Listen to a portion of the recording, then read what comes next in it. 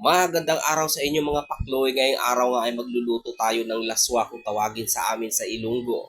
At yan yung mga gagamitin nating gulay. At 50 pesos lang yan, hindi kasama yung malunggay. At dahil nga Holy Week ngayon, bawal magkarne, kaya magito muna ang ating ikumbate. Gumamit nga tayo ng malunggay, kalabasa, alokbati, tugabang, okra, talong. Masarap na masustansya pa. Di masan. At nagsalang na nga tayo dyan ng tubig na may sibuyas, kamatis at isabay na rin natin yung kalabasa at ilagyan na rin natin ng tanglad na pangpabango. At pagkulo ay sinunod na nga natin yung iba pang mga matitigas na gulay. At nang sa ganun ay lumambot na dahil gutom na ako, gutom na ang aking mga bitok sa tiyan. Napakasarap nito, promise!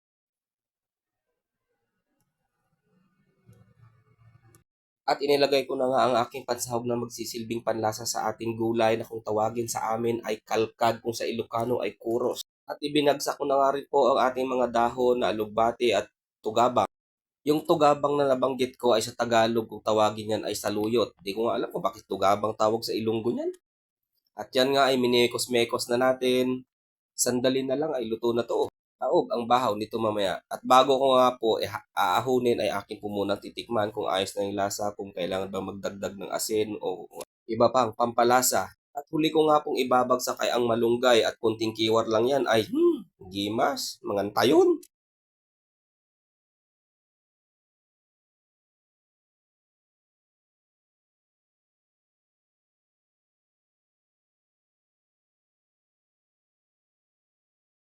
At luto na nga ang ating laswa at yan nga po ay nag-ready na tayo para kumain. Tikman tabi. Dumayo man. Daw saburoso man ah. Tara, kaunta. May pakayo-kayo pa sa buko do sa pihogid. Ogi kahaw. Do bagtak sa lamok pro. Grabe hamal si atay ba? Garagumo ba? Be, pamatian tabi kung paano sa magkaon.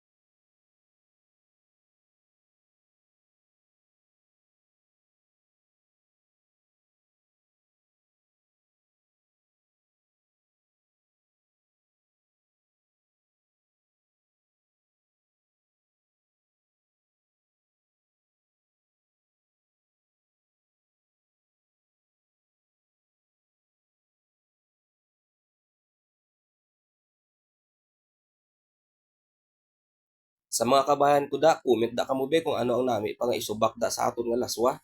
Dire na lang tanay kutob ah. Thank you for watching.